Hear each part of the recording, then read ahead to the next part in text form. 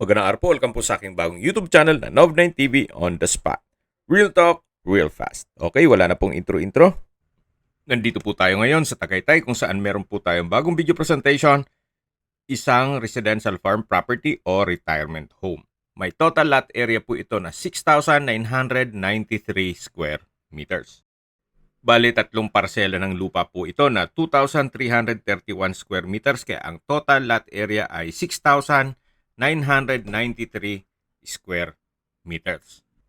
Binebenta po ito as a whole property. Hindi pwede po itong may bahay lang o yung isang parsela, kundi ang buong 6,993 square meters. Ito po yung main door. At dito po yung living area o salas. Malaki po ang espasyo nito at high ceiling. Naka-tile flooring. Meron din po itong skylight na nag-serves as natural sunlight. At lipat po tayo dito sa dining area at kitchen. May kitchen countertop, kitchen window, at kitchen cabinet. May access door din po papunta sa likod ng bahay. Ito naman po yung hallway papunta sa mga kwarto. So check po muna natin itong master's bedroom. Ang kagandahan po dito sa disenyo dito sa mga kwarto ay elderly friendly o para sa senior citizen at PWD. Meron pong accordion dito, then may drawer at dresser. Ito naman po yung toilet and bath. May tile bathroom countertop, hand wash basin, water closet, vanity mirror. Then naka-tile bathroom wall, may water closet with bidet, at shower enclosure. So ito po yung master's bedroom. At lalabas na po tayo para check natin yung ibang kwarto. Dito naman po yung second bedroom. Malaki naman ang spasyo nito. Meron pong malaking glass window. Then naka-tile flooring. Ito po yung toilet and bath. May bathroom countertop, wash basin. Medyo pagawain na po yung bathroom cabinet. Yan po yung water closet with bidet at yung shower. Naka-tile bathroom wall din po siya. So, dito naman po yung third bedroom. May dalawang glass window with security grill, center lamp, may wardrobe, at may access din po ito papunta sa common toilet and bath. Yan po yung pintuan. Ito po yung main door ng common toilet and bath. Meron pong bathroom countertop, hand wash basin, bathroom cabinet, at vanity mirror. Ito po yung water closet. Then yan po yung pintuan papunta sa third bedroom. Ito po yung shower enclosure na naka-tile bathroom wall. At may bathroom window.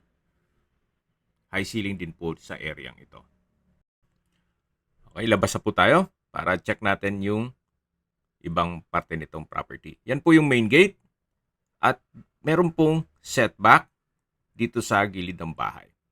At meron pong ilang ornamental plants dito sa side garden o perimeter fence na po yan. Yan po yung glass window sa second bedroom at ito naman po yung sa third bedroom. Hanggang dito po ang property line. So simula pa lang po ito ng 2,331 square meters. Kaya po nang nasabi ko sa inyo kanina, ang buong sukat ng lupa ay 6,993 square meters. Yan po yung caretaker's house na kung saan livable naman po. Actually, meron pong nakatira ngayon. Kaya hindi nyo na po kailangan magpagawa para sa inyong caretaker. May access na rin po dito ng tubig, kuryente, at internet provider.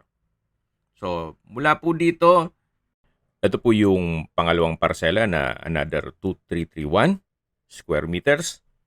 At meron pong individual title lahat. Kung meron man pong tatlong magkapatid o magkaibigan, naghanap ng magkatabing property dito sa Tagaytay, ito na po yung hinahanap nyo.